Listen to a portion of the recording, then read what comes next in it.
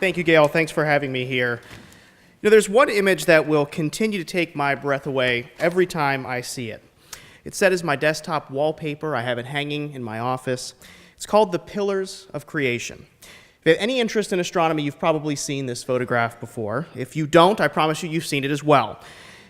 On a background of turquoise blue, much like our ocean, three orangish-brown pillars rise into the cosmos, glowing.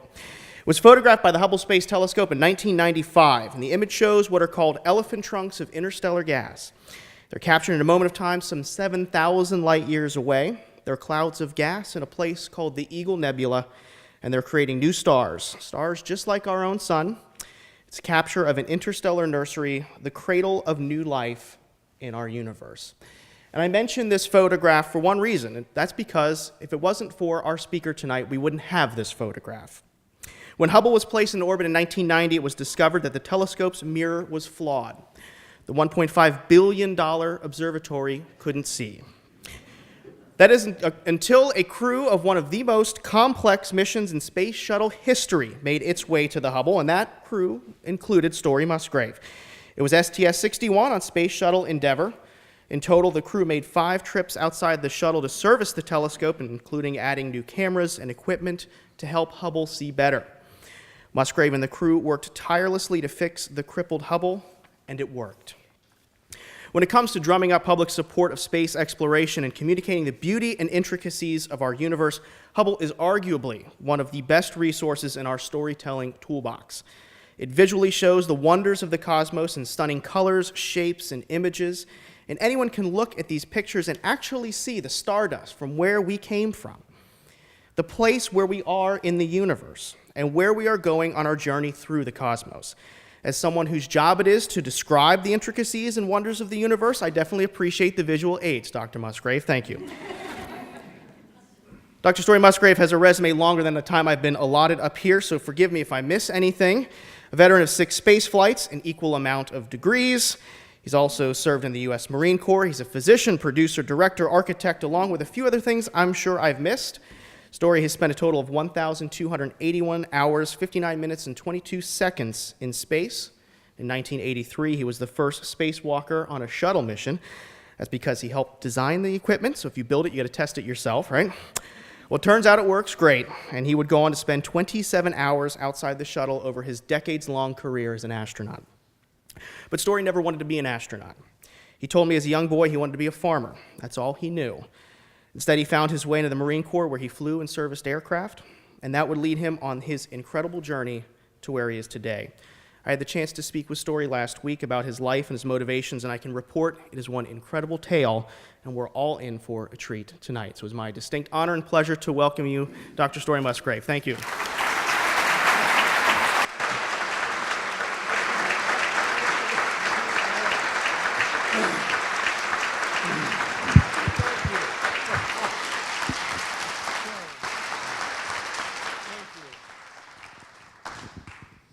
Thank you so much, Brendan. This is a clock I have here. Gail, this is a clock, and I'm going to finish at 8:29. So that's the time I will finish whether or not I am done.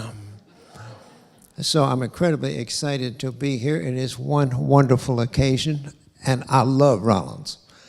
It's the most, well, you know it, it's the most gorgeous university in this universe. It is just spectacular, and I was inquiring about who was doing the aesthetics overall, the way the aesthetics plays together. I teach beauty at Art Center College of Design. Well, this is an example of it. So privileged and so such an incredible pleasure to be part of the Winter Park Institute and to share in this wonderful occasion. So we're going to have a very good time. Tighten your seatbelts. As you said, you're going to be entertained. So I am going to tell you a story. I have to tell you a story because of my namesake. And I'm going to tell you a story, but I build a story through a bunch of dramatic human scenarios from which we will pull out the lessons of the theme that I want to give you. So tonight we're going to talk about excellence. We're going to talk about being the best you can every second of the day, giving your most. We're going to talk about exploration. It's who you're going to be on March 7th. You explore the various opportunities that come your way. You, your company, your product, Rollins, and that kind of stuff, how you go forward. And we're going to talk about evolution. evolution of yourselves, evolution of your college, and how you iteratively go forward. It's the next mountain you're going to climb on March 7th. So those are the kind of lessons I'm going to extract from this story. Now, I'm not here to lecture to you. I'm flying that airplane, and you flying this one here. So we're going to go on that journey together. And people always ask, well, they want to know, story, is that you or is that you? I'm neither. I'm this airplane out here taking a picture of those two. So away we go. And this is what life is all about. And so life is about opportunities and challenges. You take on something new, it's a new job, it's this and it's that. So life is full of opportunities, and it's new. It's like a playing field. You get dropped on the playing field, how do I get to the finish line? So that's what all of life is, it's opportunities. You get in there, you do your best. Why do you do your best? Well, it's an ethical thing, but also, the more you put in, the more you get out. So the more you learn. Do your best. Give it your all, figure it out. You get up to speed, get it done. You learn from it. Every single thing you ever do in life, you learn the most you can, and then you take it with you for the next mountain that you are going to climb.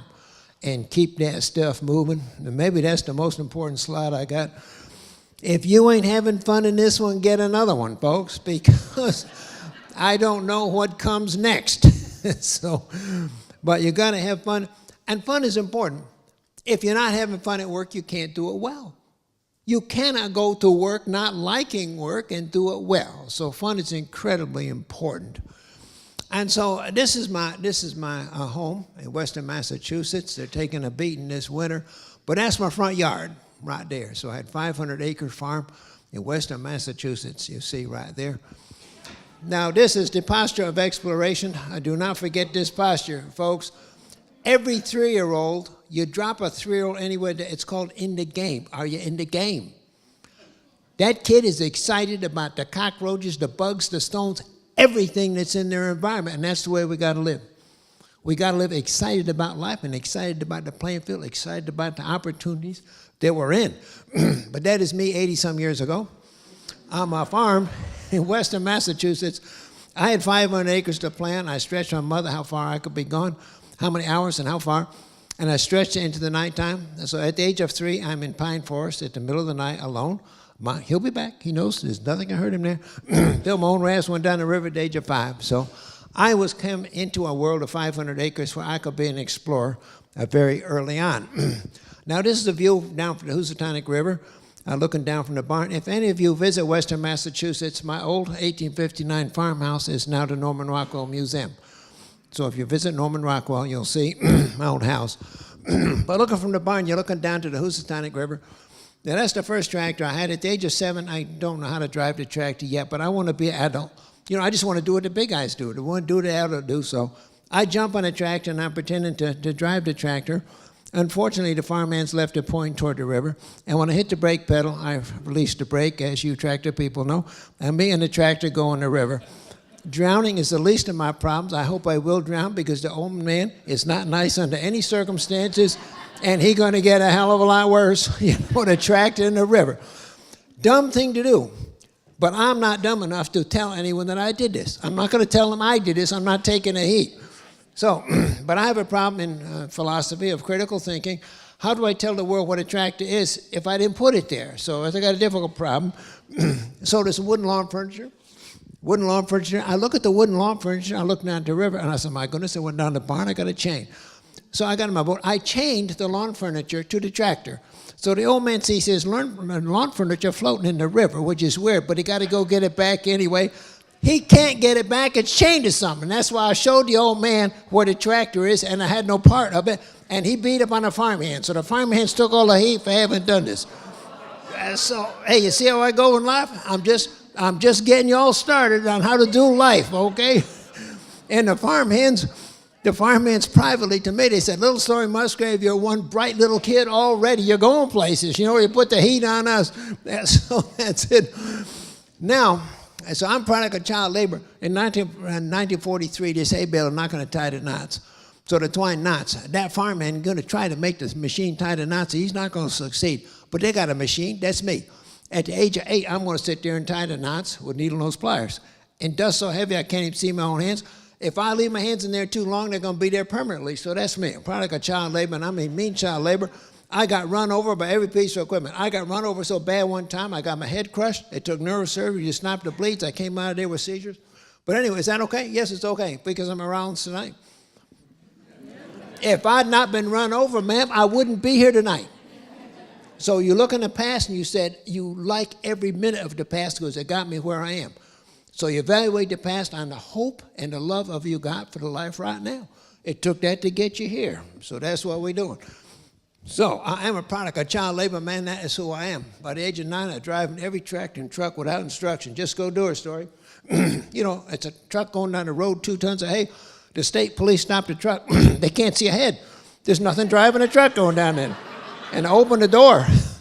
The young man, you can't be 16. No, sir, I'm 12. Jesus, be careful. Yeah, please, you know, be careful. And so anyway, I'm riding my bike around, and I find these farmers. There's a handful of farmers, and they got it's not an airport. It's a long grass strip, and they got a shed. They got a fuel tank. And that's all I knew. I just know how to work. I know how to work. That's all I know how to do. So I went to work for them, just washing the airplanes, looking after the stuff, fueling them and stuff. Well, the farmer has adored this kid because the kid just works.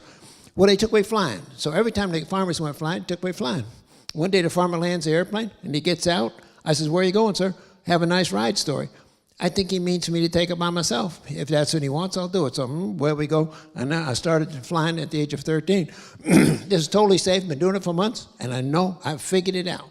I know how to figure stuff out. Well, the farm went broke. The farm went bankrupt.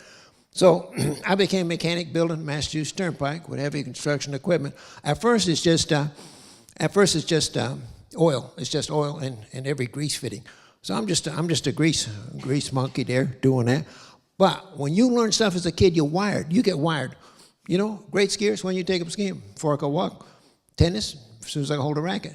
When you took up something as a child, it wires you. So I'm wired for mechanics, and they got me doing more advanced stuff here. So I'm doing more advanced stuff like that. Well, we finished the Massachusetts Turnpike, and so I'm temporarily out of a job.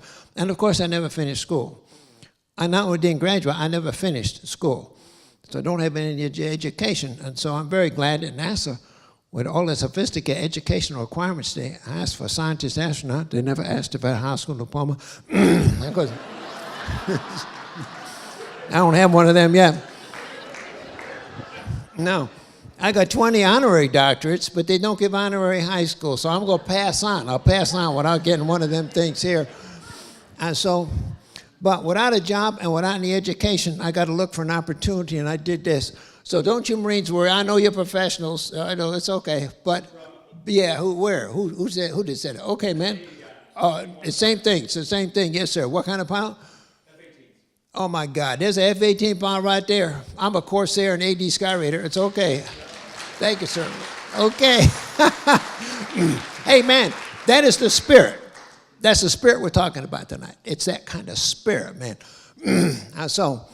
And what are the Marines going to do with this kid? He's already a mechanic. They turn me into a mechanic. So, sir, that's a motor. That's 3,000 horsepower. R3350.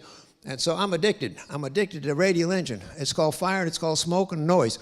So, you know, that's what I do in life. I look after that thing. And this is my base in K6, Korea. That's my base, and here's my airplanes out there. Douglas AD Skyraider. I move very fast with the Marines because I got the creativity to farm kid, but I acquired the discipline. You never touch an airplane unless by the book or the way they taught you. You cannot be creative in how you maintain an airplane, or it's not going to live up to expectations. You've got to do it per the book, the maintenance. So I became a crew chief, and a crew chief is I own that airplane. I own it. The pilots borrow it from me to go to war, but I own it. It's my machine. I eat with it, sleep with it, and it's been abused beyond imagination. The mud muck has never seen a hangar. But me, I'm a crew chief. I go to head shed, green check mark. This airplane is airworthy to go to war. I'm signing this airplane off, and before I leave, I sign off 100 things that meet specification. I'm doing that at age 18 with 1 stripe, Private Musgrave. So you see how fast I got accountable and responsible for airplanes, military airplanes. Well, I grab the pilots. When it's time to go fly, I go to the ready room. I meet them. I carry their stuff out. I strap them in. And yes, I do the pre-flight. They don't pre-flight. I do the pre-flight set all the switches too. I do that. They just hit the start button, away we go. Well, this pilot, he didn't come home. He didn't bring my airplane home. He didn't come home. No one told me. Did my airplane let him? No, I have no information. They just assigned me a different airplane tomorrow. That's the business I'm in. The second time my pilot in the airplane didn't come home as a teenager, that's the game I'm in. So I hope the pilot's going to see it in my face, but the other ones I send off, I look at them and I'm thinking, is this goodbye, sir, or are you coming home? So that's the life I had as a teenager. So I went on board. There's your AD Skyraider, sir. This is USS Wasp. The Wasp long gone, but anyway, there's your carrier right there, sir. F-18 pilot. So we're going to go land on that thing there. That is my pilot. That is my airplane. It's my motor. And this before the days of the ropes. You guys use the ropes to throw the airplanes off. We didn't have no ropes, sir. We just flew them off like this. When you got to the end, you went swimming or you went flying. One of the two. So now that pilot going to get out. And so my own brother, ironically, was flying off the USS Wasp and flying the AD Skyraider. Well, he went in the water, but he got run over by the carrier. So he got killed doing this thing. He got run over by the carrier. I finished up on the windward side of the island of Oahu there, VMA 212.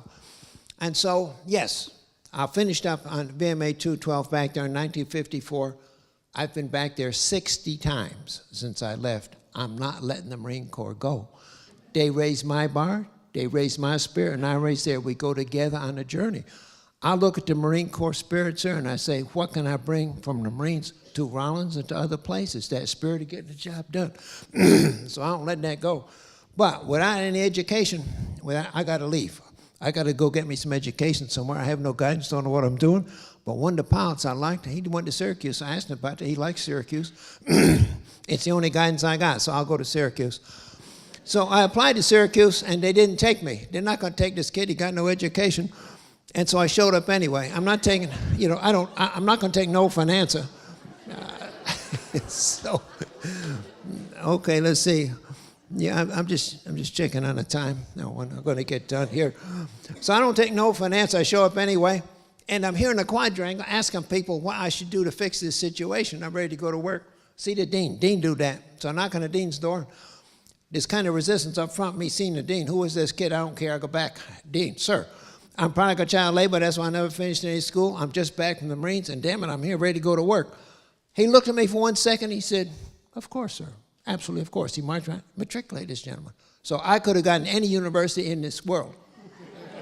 You knock on the door. Hey, it's a human thing. You got product of child labor, you got a teenage Marine, he wants to go to work. It's a human thing. It's an emotional decision. That's what it's all about. But the lessons I got for you is you don't take no for an answer, and there's a different way to get there. This is a child gate. That's a child gate to stop the kids from climbing up the stairs. Okay. So, hey, y'all learning how to do life? You're getting some lessons on how you live? Keep going, man. So, well, I got to Syracuse, and someone's been trying to eat my lunch ever since I've been born. So it's the factors. You get into some playing field trying to get the job done. I don't care what your occupation is. You must identify the factors that'll help you get there and the factors that'll stop you from getting there. You must identify what's going to control your getting to your finish line. So, 20-year-old ex-Marine farm kid, I get interested in these factors. So that's, and so I got into this kind of mathematics, multivariable calculus and multivariate statistics. I got to herd these cats. Man, so if you can quantitate these factors, there's a mathematics that'll handle it. And that's how I came in the back door of this kind of mathematics. And I've been doing that ever since. Well, I love all this university stuff, but I'm missing my Marine Corps days. So I joined the Marine Corps Active Reserve, and I drove tanks. They didn't have airplanes for me, but I'll drive anything. So I drove tanks going to college. I was not supposed to be a tank mechanic. My tank broke. I had it fixed before they filled out the paperwork. And so you said a tank ain't much fun. Hey, man, I'm a 20-year-old farm kid that's got 810 horsepower V12. Now, life is good. I'm getting ahead of the game. So you're starting to figure out who I am, how we're going to get there in life. So, of course, I did this here, too. I drove these bulldozers, too, of course. Well, I'm there at college, and I got this room, and the room filling up with cash. Some of the cash goes to my bank, but some of the room, the bureau full of cash, the bed full of cash, everything is cash everywhere. I got to find some way to spend all this cash. What's all the cash? Well, you remember the farm kid? Farm kids throw stuff. I now tie the knots. When I'm 50 pounds, I'm throwing 50-pound bales of hay and corn bundles and pounds of 50-pound bags of grain. What's a farm kid does? You throw stuff. Well, okay, what are we going to do with that? A freshman in high school had a wrestling team. The rest of the kids take up weightlifting to get strong. I got 5 years on them, and they can't catch me, and I'm undefeated for 4 years in high school as a wrestler. So what? Well, I got to Syracuse. I not only got that, but I also Marine Corps combat training. As a freshman, I walked on the varsity wrestling team, and that is called room, board, and tuition. You'll see what the hay bales do. But the GI Bill from Korea, they are paying for the room, board, and tuition too, and they don't talk at each other. So I got twice as much money as I did. Okay. So the tanks is paying number 3, and this is number 4. I'm making 4 times the money I need to go to college, okay? Y'all starting to figure out how to do life? Okay, I got to spend the money somewhere, so I spend it on this thing here. So, hey guys, you're supposed to like my tanks. Guys, don't, and in 70 years of Corvette, that's the classic. The 58 is the Corvette. But don't give me credit for my aesthetics, you know. It's the one that was around when I got to spend the money. And so it's going to make me work. GM didn't know how to do a ride system. Got my welding torch out, and I fixed the ride system, so away we go. This is my current car. So I got a 94 Corvette now. Where we go, took off flying. Don't know why, I just like to fly. No, there's no space program yet. There is no space. I don't know where all this is adding up, and I don't know where it's going. And so you can't know in life. You just get ready. Cessna 172. This is my Beechcraft T-34A. So, sir, you like that? Yeah, I like to. It's 70 years old today. Off to UCLA in systems design, engineering, and big computers. IBM 709, biggest one in the world, donated by IBM. It's a vacuum tube processor. So I'm a compound assembler. I'm just trying to deal with those factors, deal with those variables again. But when a vacuum tube burns out, this farm kid figured out the signature to look for and to find that vacuum tube before anyone else could. So I became a computer mechanic as well. It's the way life goes. But from this, I got interested in the nervous system. Machine learning, you know, machine intelligence, if you want to call it that. So I got interested in the brain. I should have told myself, leave it alone, so you're already on a great field. Just leave it alone, you know. Say, no, I can't leave it alone. Do you think she can leave that alone? She can't leave that alone. So it's called curiosity, man. Curiosity leads you to the next fork in the road. So it's another big fork in the road, you know. We go from curious over there. So, and Mom, I'm also the world's worst plagiarizer. That fork's in Pasadena, California, where I teach at Art Center College of Down. I don't know why it's there, but I need it. It's a fork and it's a road. So I'm using a fork and a road. So that, you know, learn from other people, listen from other people. And so I'm traveling to the East Coast, and I think I got to take pre-med. I don't have the pre-med courses, so I'm just going to go back to Syracuse because I'm already matriculated. It'd be easy to take courses, but I run into this town, Marietta College, and, you know, traveling to the East Coast, and it's a gorgeous college. I said, my goodness, I love this place. So I inquired. I found administration. I said, do you have pre-med? They look at me strange. Of course we have pre-med. We're a college. And I said, do you have an application? Yes, of course we do. So, okay, I'll go here. So I ended up going to Marietta College, did my pre-med there. And this is my application to medical school. I took their test, and I filled out all their forms, but I laid one sheet on the top of it and said, this is me, and it's what I'm going to do for you, okay? This is who you're getting. I got in every single medical school in the country. You can't turn that down. You can't. You look at that and you say, he's going to figure it out. He's going to figure it out. And so, you know, he's a problem solver. He's going to figure it out. So where we go, end up at Columbia University. That's George Washington Bridge you see up there, Columbia Presbyterian Medical Center. And so where we go. So the first week in school, I ran into this on the door. Neurosurgery, that's me. That's why I came here. Knock on the door, I want to work here. Who are you? Freshman medical school, we don't have those in here. We got postdoc fellows and professors. That's okay, I'll figure the place out. Looking to be strange. So then I said, I'll work for nothing. You're hired. So if you can't get a job, you work for nothing. Okay. You see? You see how it goes? So I ended up taking over the lab. They needed not a great scientist, they needed a pragmatist and a practical person to deal with all these tiny electrodes and manipulators, all the rest of the oscilloscopes. So I started publishing papers, and I did publish 25 papers out of that lab as a medical student. At the same time, after my second year in medical school, there's 140 in the class, and I'm number 140. You can't have both of them. So I'm flunking out of medical school, but I got approved for a residency as a sophomore 5 years ahead of the game. And so, you know, it's called differentiated approach, okay? I took this up just because I like to fall. I'm still not going to space. See, I'm still not there yet to make that decision. But across the Hudson River from Lakewood Sport Parachuting Center, they brought the sport here from France. So I took this up, started doing that. And you said, terrible thing to do. Well, interaction with other parachutists, you pick out the best. And you ask people to critique you. How am I doing? You'll interact with everyone that's doing that and the books and the discipline and everything else to arrive at best practices, continuous improvement. So me and that center, we started working on this process. That's Lakewood Sport Parachuting Center there, 60 acres of plowed sand.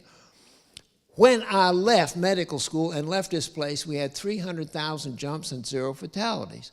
You can do it right when you want to do it right. This was a terribly sane thing to do, 0 and 300,000. So, now I ran into this fella here.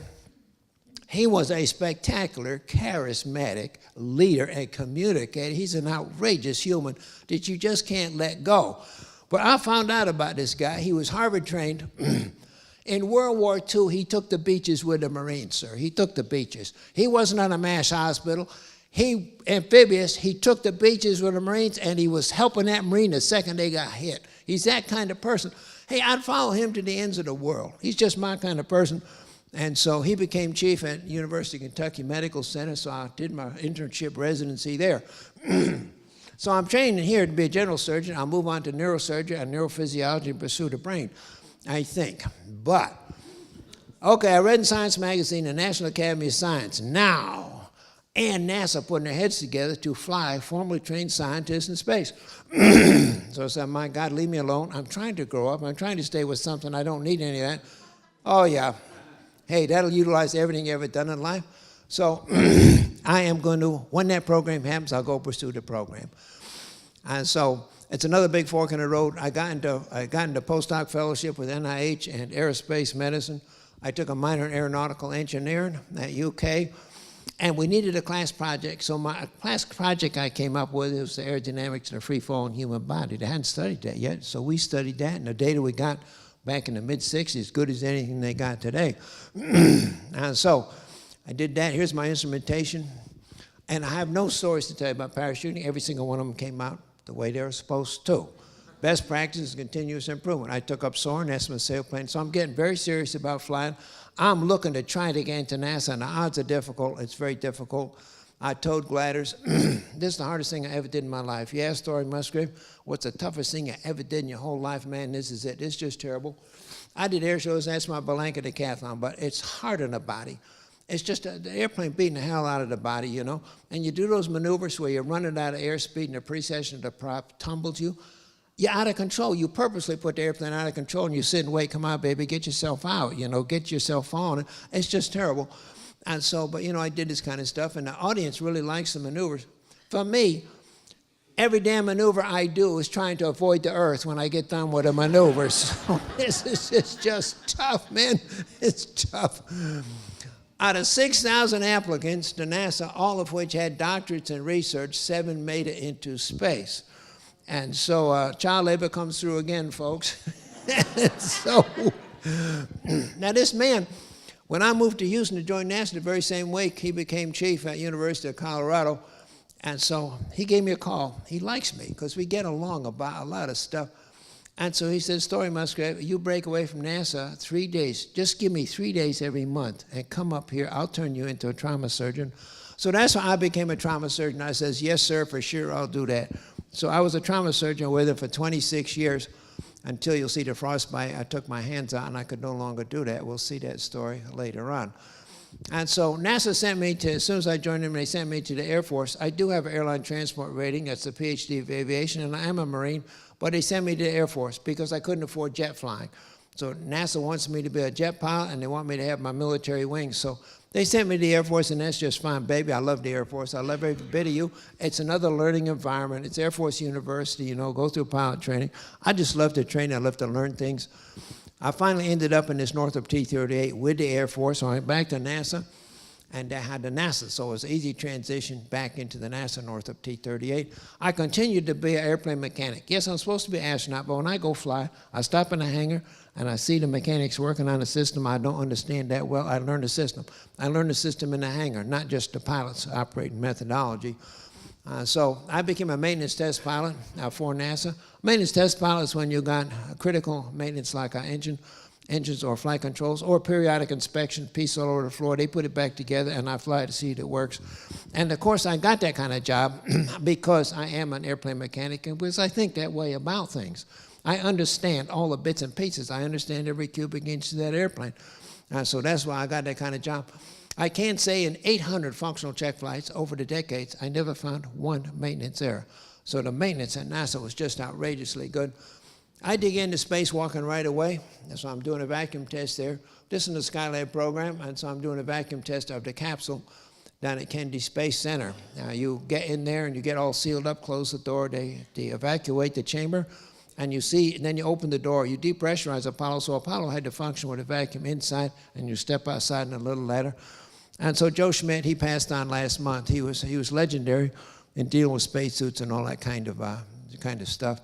And so of course, I got into spacewalking because number one, a spacewalker got to do work. You got to do mechanical work. I've been doing mechanical work my entire life. Two, as a doctor, you understand the human ergonomics of work. You understand that suit not got the same body you got. You and your body got to get together. And so it's the ergonomics of human work. And as a physiologist, number three, when you put the helmet on, what you breathe is what the system gives you, and what your temperature is what the system do for you. So you are captive to the life support system. As a physiologist, I understood that. And four, you got all the procedures, and of course, five, the upper body strength. So on to Apollo, we landed on the moon and into the shuttle program. I picked up Hubble in 1975. So in 75, they told me, identify every failure it can get into and what you're going to do with a spacewalk. So I became Hubble's doctor 18 years for one. And you know why I got a job now. I'm probably like a child labor. I'm a teenager Marine. I'm a tank mechanic. You know I got a job. That's the way life goes. You just keep rolling down the road and finally you leverage that into this kind of job. Looking after a machine, of course, as a trauma surgeon too, that helped too, because I'm now Hubble's doctor. But that's what I got to do. Identify every possible nuance, everything could happen to a machine. I got to do it looking like this. In a suit, it's bulky. It's not my coveralls, you know. It's very bulky. It's not got the same body I got. It's in a free fall condition with things all moving around. So I got to work like this. But I designed Hubble for serviceability and maintainability. I designed it so that I could get the job done looking like this. And out of 300 tools I came up with, 50% were right out of the hardware store. So I designed working on Hubble the same way a mechanic will work on a machine, like that. So I was on the first shuttle spacewalk, that's Challenger's first flight, because I helped design the suits. That's the same suit we used in space station. It's the very same suit and the life support system that we're doing today. So over a dozen years, I helped design that suit for the future. So if you look at my 30 years as an astronaut, maybe 10 years I've spent flying, and the other 20 was a project manager designing and engineering stuff. I continued to work on Hubble, but I flew these other missions along the way. So in parallel, I'm flying other missions and still working on Hubble. I was in mission control for 25 missions, the lead communicator talking to other flights, and this is a gorgeous place to work. It's the best decision process I have ever known. You put all the data on the table and you're teasing different people to give you the best answer. Some more credible, some no more, and you just tease everyone. It's democratic. It's public. There is no boss up here that tells you how it's going to be. No, everybody teases the data, and you converge on a final solution, and you go. You get there very fast, and it's a very good decision. I just love and adore the way that place works. Here's Hubble down at Kennedy Space Center. So we launched it. I like the reflection of Mother Earth there. We found out within months we had the wrong mirror in the telescope. I can tolerate mistakes. I make mistakes myself. I can tolerate. This was criminal negligence. There's no mistake. They knew what they're doing. It was absolutely horrible. There's no quality, no supervision, no communication, nothing. They knew what they did, and they did it anyway. So if you Hubble Mirror Accident Report on the internet, you'll see how not to do business. So now I got a mission to fix 13 broken systems. None of those others. When you buy a new car, and it breaks before you get home. It's not because it wore out. It's called a lemon. So this is a lemon. It's either design bad or quality bad, so I got to go look at after that thing there. My family's been part of what I did with NASA. That's my daughter, Holly. Just one picture there to show you the family, what they do. So it's focus, concentration in the moment. Going in the water tank. The water tank is not a perfect simulator, but it helps. The way it really helps is force. working on something, if I push 30 pounds on that thing, my body going 30 pounds this way. If I try to do that torque, it's moving my body the other way. So everything is Newton's third law. It's opposite reaction. So you need to restrain yourself, and you need to be able to do those forces. That's why we finally got to do in the water. What it's not good for is if I go upside down in my suit, I'm carrying 155 pounds on my collarbones. See, water is not zero G. Water is neutral buoyancy. So it's not good for how your suit's going to work. But I put that up there. I always ask the divers, ask the divers before I jump in the water. Every one of them, if you see a better way for me to do my work, you show me. You just push it. You show me how you would do it. You empower people to speak up. That's the way you arrive at the best solution. Empower people, everyone. The diver may be in the job, 2 weeks. I'm lead spacewalker 25 years. So you going to tell me how it? Yes, he is. I mean business. And so I did the same thing in medicine. I never did any procedure. I stopped the whole team. Hey, anyone that's uncomfortable with where we're going, I need you to tell me you don't like what we're doing. And I will find out. Comfort is a great word. It's not analytical. It's not legal. Comfort lets the intuition speak. I got a surgical nurse. She's been in the job for 30 years. She's seen what I'm doing in the hands of 100 surgeons. She knows more than I do about what's going on, okay? And she will let you know if you let her. So that's the way you get. That's the way you arrive at the best practices, continuous improvement. That's the way you raise the bar for her and for you. That's what life's all about. Now this is Smithsonian Museum. So now the real Hubble's up there. I'm worried about the mock-ups I'm playing with down here. Are they real? Are they the right measurements? So that engineering qualification unit built alongside Hubble is guaranteed to have the same measurements. So to the extent that I could, I brought my instruments and my tools to the Smithsonian Museum in Washington, and I practiced there. So it's just doing the stupid details, right? It's doing the details again. So I'm going to put that in the real Hubble up in space, but I check it here. Fit and function, do things work? So it's just getting after them details. Now, it's another test. The highest fidelity test you can do is to get in a vacuum chamber like space and conduct things at flight temperatures, the temperatures you expect to have in space.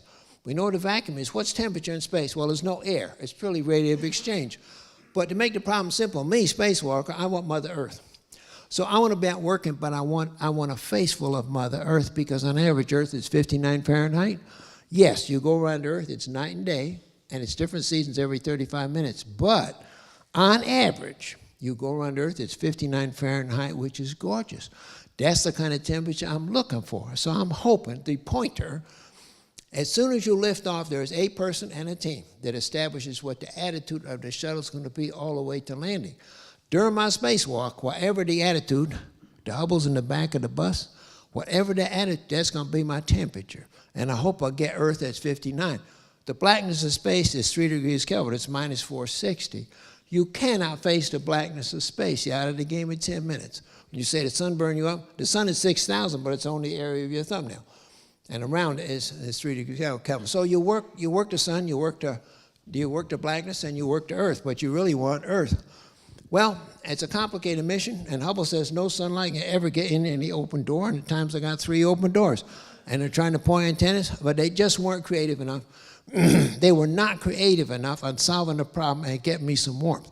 So they asked me to run at minus 120 Fahrenheit. I says, no, I can't do that. I don't have enough protection. My tools don't like it. I just can't. But I fought with them for months, and they wouldn't back off. And they said, we just can't get a solution. We cannot find a solution. We cannot find the right attitude that'll warm you up. But the test chamber did it right. The pointer told them what the attitude is going to be, and the test, they figured out what your temperature is going to be. It's going to be story minus 120. I kept telling them no. Okay. I got into this test. It stung. It stung really bad. I don't have the insulation. At the 8-hour point, my hands got comfortable. The story, wake up, you missed on that one. Man, they got comfortable. Why? They didn't warm up the place. They got comfortable because they're dead. So that is my hand. So I got 8 cases, 8 dead fingers. When I pulled them out of the gloves, they were black already. So I got 6 months before flight, and I got 8 dead fingers, your lead spacewalker. Now, I got to choreograph not only the standard how you work, I have to get away how much flesh and how many fingers I'm going to have to get the job done. So I got to do that in addition. So how do you work the tool? You work the tool with the heel, you work the tool with the fingers.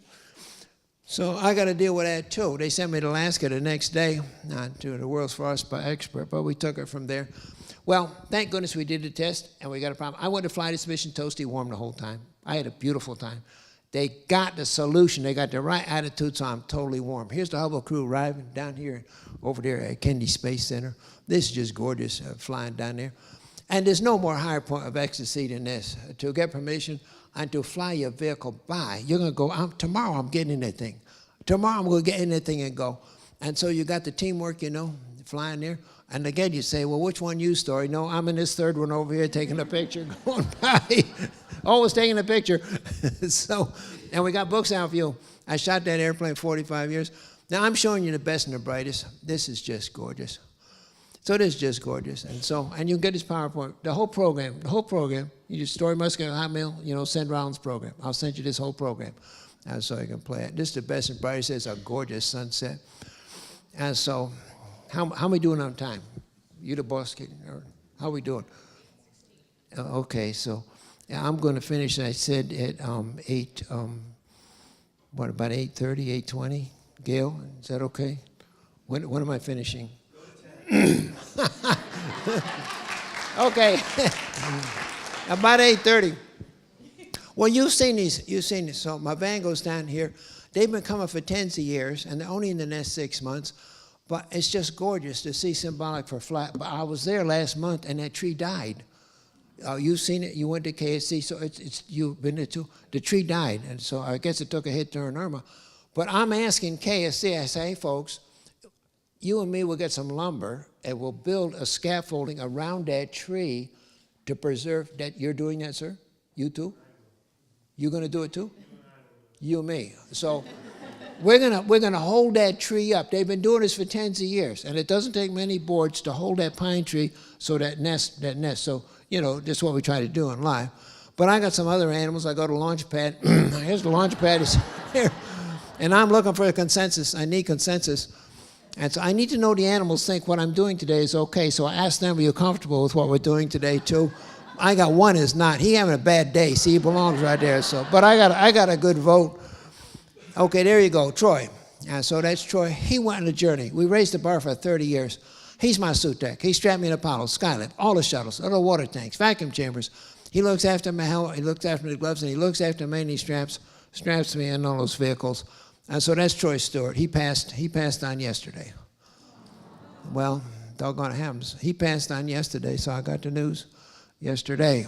But he was the best in the business forever. So I like these kind of pictures. Yeah, I love these. And remember, you get these pictures from me. So most NASA pictures, they came right near the liftoff point, but here, out there. So, and this is my favorite. So I got sent this. Yeah, I got sent it on email.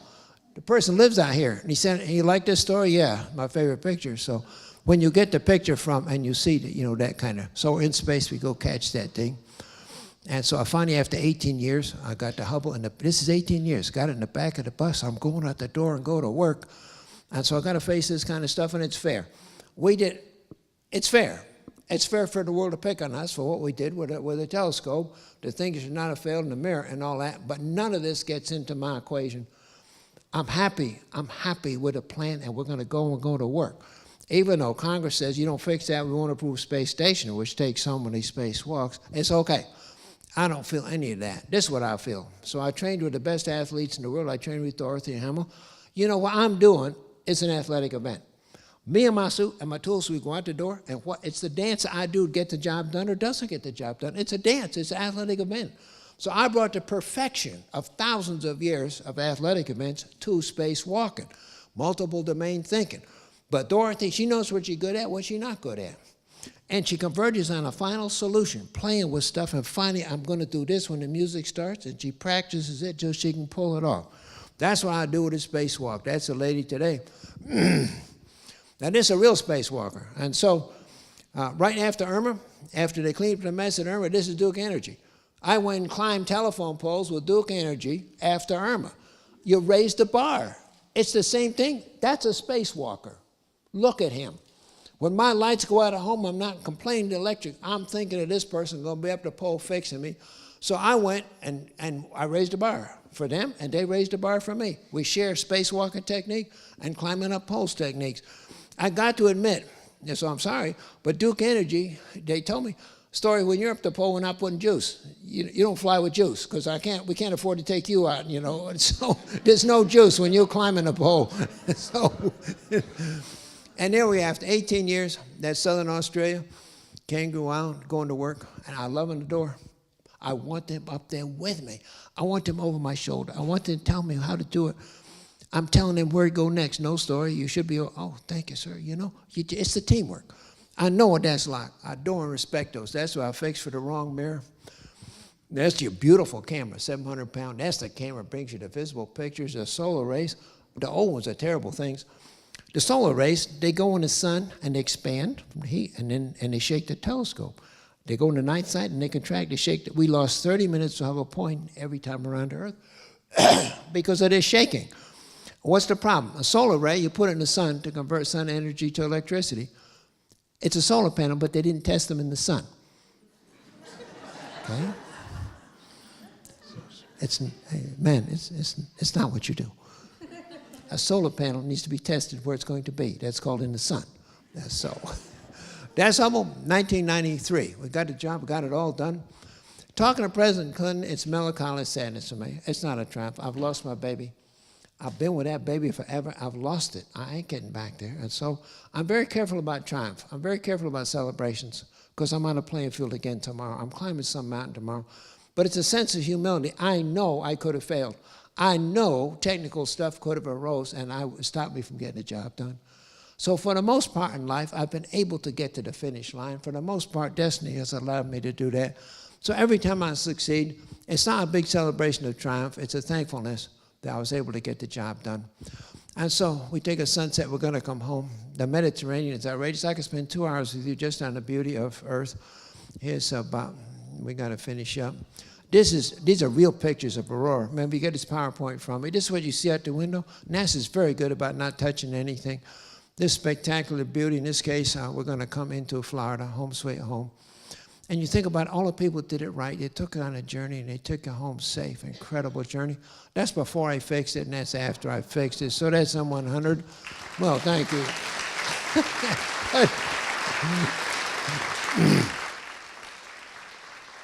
And so, yeah, Brendan showed you pictures. So this is Jeff Hester, University of Arizona. They are outrageous things. They just speak to incredible kinds of stuff. So I did celebrate the 25th anniversary of Hubble 2 years ago. I had dinner with the Nobel Prize winners. They got the Nobel Prize for accelerating expansion of the universe. So now what's an 80-some-year-old do these days? I'm a farm kid, so I farm. I have raised 9,000 palm trees. That's one field I farm. So it's the west end of Osceola County, and I've got 50 different species I've collected from around the world. And so I do that kind of stuff. I create home sites. It's just sunshine, fresh air, and operate heavy equipment, that kind of stuff. In addition to other things, of course, I ain't giving that up. And so these are the kind of lawns that I produce. No seeds, no herbicides, no nothing. These people wanted to be on water. I dug that lake for them, and I dug it for them. I put them on water. They want water, I'll give them water. So every single palm tree I grew from seeds there. Now this is the landscape I produce. So I produce landscapes. That's your front yard. And here's your Florida landscape, so I do that too. And of course, I have a 1943 Farmall. It's on eBay for $2,000. It's the same one I was driving way back when, so the mechanics and the kinesthetics dragged me back that far. And so this is my little story. The poor little thing, she'd been riding this equipment since the age of 2 weeks. I have to cradle her at 2 weeks, but when she got to be 2 months, I would take her car seat and I would strap her car seat to the hood of various pieces of equipment. I strapped her car seat up here. So she up here tight, nice and tight in the car seat, and she's learning the engineering, she's learning mechanics. Well, she's an artist too, and she's digital too, but she's learning the mechanical world sitting up here. And of course, Daddy still runs equipment, maintains my 68 dump truck. But you say that would have been a great picture. Why no picture? Mother says this is not normal. She says this is not normal behavior. She can't stop it from happening, because every time Story go out the door, and she's little Story. So this is little Story, Musgrave, my 11-year-old. But anyway, Mom says if I find a picture on the internet, you're in huge trouble, so I can't show you the picture of that. There's my little farm girl. She, at the age of 7, she checked out on 2 John Deere's, 2 Kubotas. And that's my little farm girl you see right there. She's learning the mechanical skills And it's just outrageous what this little girl does. She made 38 flights with me last summer. It's Australia, New Zealand, Hawaii 3 times, Boston, New York. I put her under my arm, man, and away we go. So people complain here about no shoes. They say, you got to put shoes on a kid. I do put shoes on a kid, but the shoes end up here. So to her credit, she's a dirt girl. She loves to run in the dirt. It's got to be okay. The dog ain't got no shoes either. So we all right. I'm a professor of design, Art Center College for Design with Applied Minds. I'm inventing cockpits and airplanes of the future beyond the F-35 as a designer, engineer, and that kind of stuff too. Now, I come up with a lot of solutions, but I simply regress to 50-some years ago with tightening up the nervous system. So I am a neurophysiologist for companies like Magic Leap and VR and AR, and all I do is look at all the ways a digital system can talk to a biological creature. But this bigger picture I painted this picture. So this is a painting I did for Intel when they asked me to come to them and show them the future of the world. I had to paint because it's, you know, it's difficult to critique an artist. It's okay. So I had to paint for Intel. And so there's your electronic circuits, that's plant, and supernovas create the big molecules necessary for life. So for all of you, you are living in a world of increasing, accelerating complexity. And so, of course, I deal all the time for different companies. This is my current airplane. That was designed for National Geographic to take people where no humans had ever been and to be sure to get them out of those places. So, of course, it is amphibian. It's wheels on land, or it's that. And so it's just designed to fly. It looks like it should fly. It'll take off on one motor. It doesn't care. And that prop wash is on the control surfaces, so you have unbelievable control. Now, that airplane is being built for me by elementary school children and middle school children. So you see the children working over in Sebring. This is EEA chapter 1240, and they are totally engrossed. They're learning engineering. They're learning how to be mechanical and to think mechanical. Michaela is just an outrageous mechanic. I did give her a set of gloves. She thinks blood and all is part of the game, but I do tie her hair up because the power tools would turn her hair up. And so, but you look at these incredible kids, mechanical work, design, engineering, thinking I will take all them kids flying. I'll take him out to the blue waters, the Bahamas, when we get done building this airplane. Me and Little Story Musgrave, we're in line to go fly in Virgin Galactic and go into space together. Maybe we'll be the oldest and the youngest on the same flight. Virgin Galactic got to get flying. They were a little slow getting there, but they also proved to me by their methodology and their statistics that they are reliable. So but we're in line to do that kind of thing. How do I sum all this up? With a wonderful Apollo reporter. So, you know, what do you say, Story? What do you say about the journey? I'm incredibly privileged to have had the opportunities, the playing fields, the meaningful challenges. It's outrageous, the kind of fun I had along the way, one step at a time, doing all these things, making them play together. And as I said, secondly, I just feel so lucky that most of the time I could get to the finish line. Most of the time I could get the job done. And thirdly, it is not over. Who should be we? What should we explore? This is a wonderful Cassini picture of Saturn, but they've taken a picture of Saturn, but they caught Mother Earth. So this is us. That's how we should think about ourselves. We're on an alone spaceship on a journey to Voyagers. This is Earth from 3.7 billion miles away. That's the dust plane that formed our sun, that formed us and the other planets. So that's the way. And so spaceflight is the quest for the universe, but it's the quest for who we should be and how we should behave as human beings. And so there you go. I wish you all well on that quest, that journey. So continue to explore for me. One step at a time, you go forward, you evolve into the next creature you're going to be. With your feet solidly on Mother Earth, your head and heart in the heavens, you go forward. And remember, you do that simply because the opportunities are presented to you. Thank you so much for the privilege of being here.